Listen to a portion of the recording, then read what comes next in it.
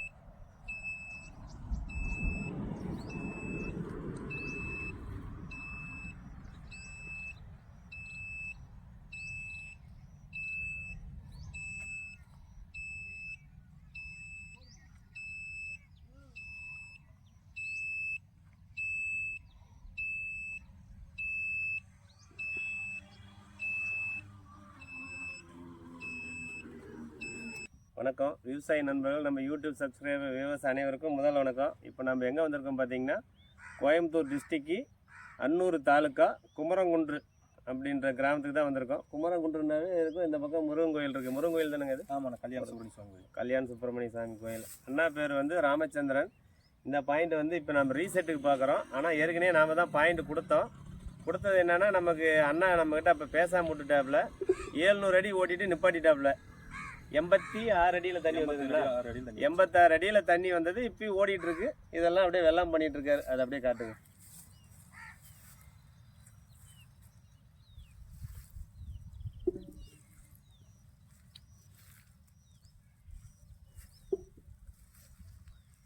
எண்பத்தாறு அடியில் வந்தது, ஓடிட்டு இருக்கு இப்பயும். அதுக்கப்புறம் மட்டம் வரல. நம்மளுடைய கால்குலேஷன் என்னன்னு கேட்டிங்கன்னா, 300க்குள்ளே ஒரு மட்டம், 600லேருந்து 900க்குள்ளே ஒரு மட்டம், 900லேருந்து 1200க்குள்ளே ஒரு மட்டம். இது 3 மட்டம். நம்ம அன்றைக்கே அண்ணங்கிட்ட சொல்லியிருந்தோம் 1300 அடி ஓட்டாமல் கழட்டக்கூடாதுன்னு.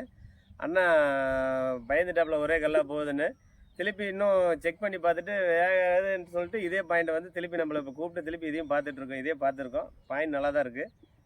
இன்னும் 2 மட்டும் கட்டாகாமல் இருக்குது. அண்ணா ஓட்ட சொல்லியிருக்கோம். அண்ணா நீங்கள் சொல்லுங்கள்.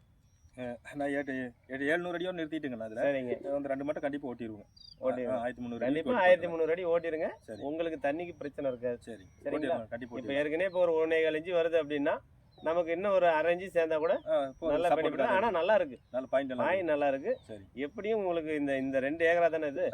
2 ஏக்கராவுக்கு பிரச்சனை இல்லாமல் இப்போ இருக்கிறத வச்சே நீங்கள் எல்லாம் பண்ணிட்டு இருக்கீங்க. இருக்கிற தண்ணியை வச்சே எல்லாம் பண்ணுறீங்க. இருந்தாலும் உங்களுக்கு இப்போ நீங்கள் சொன்னீங்க ட்ரையில் எல்லாத்துக்குமே இதாச்சு. நம்ம பாயிண்ட் ட்ரை ஆகல. 80 அடியில் ஓடிக்கிட்டே தான் இருக்குது. ஆனால் மீதி எல்லாம் பக்கத்துலலாம் கொஞ்சம் ட்ரை ஆகிடுச்சு. இப்போ தண்ணி வந்தங்காட்டி இது பரவாயில்லைங்க. இது பரவாயில்ல ஓடிட்டு இருக்கு. ஆனால் அந்த மூலையில் ஓட்டினது அது அன்னையிலிருந்து 1 மணி நேரம் தான். இது வந்து கண்டினியூவாக ஓடுது.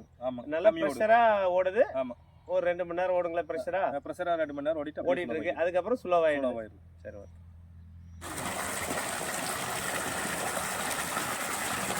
பாருங்க, அந்த போர் தான் ஓடிட்டு இருக்கு.